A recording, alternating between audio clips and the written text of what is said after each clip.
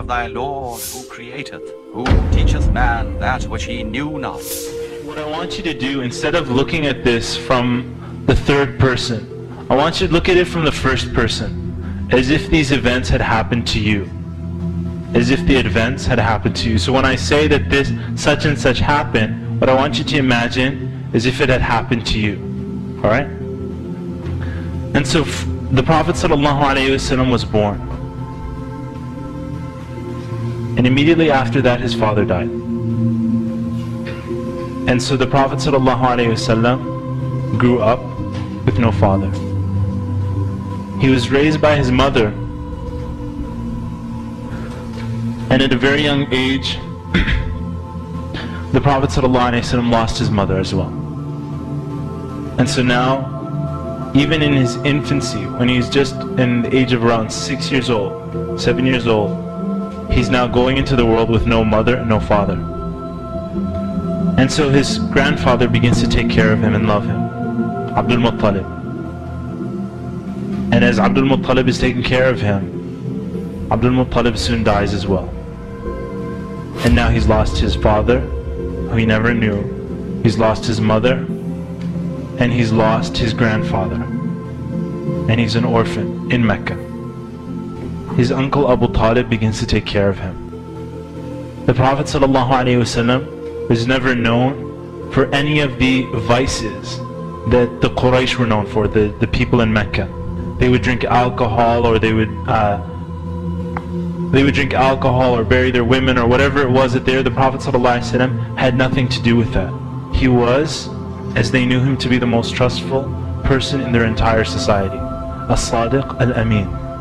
Not only that, but when Khadija radiallahu anha, who was a very successful businesswoman in Mecca, she would send out the caravans, she noticed that this was a man that was of the most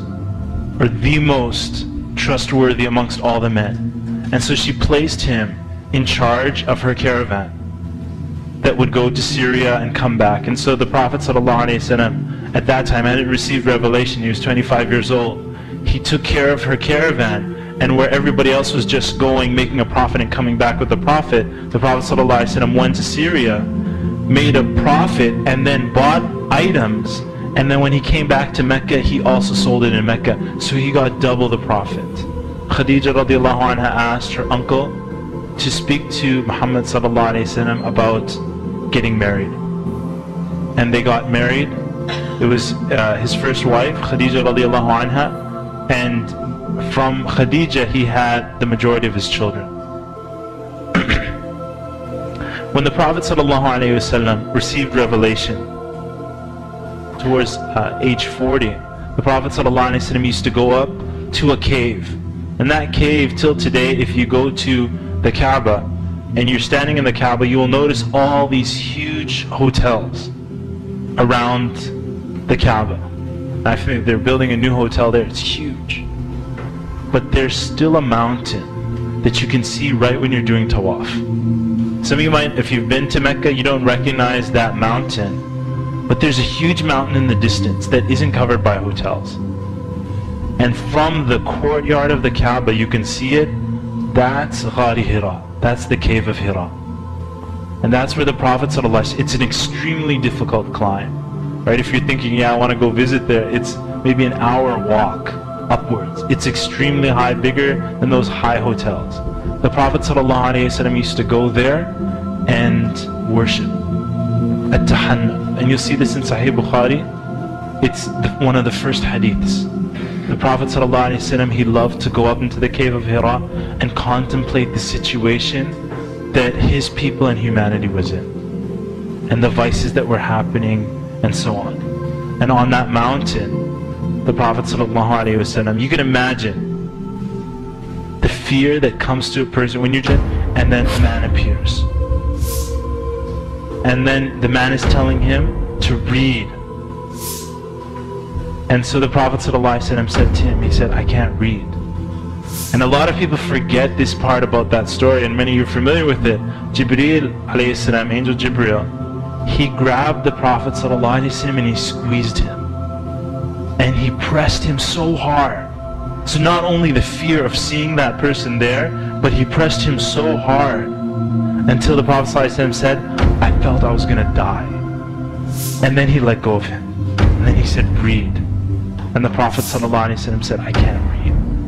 And then he squeezed him again until the Prophet ﷺ said that I felt I was going to die. And then he said to him, read. He said, I can't read.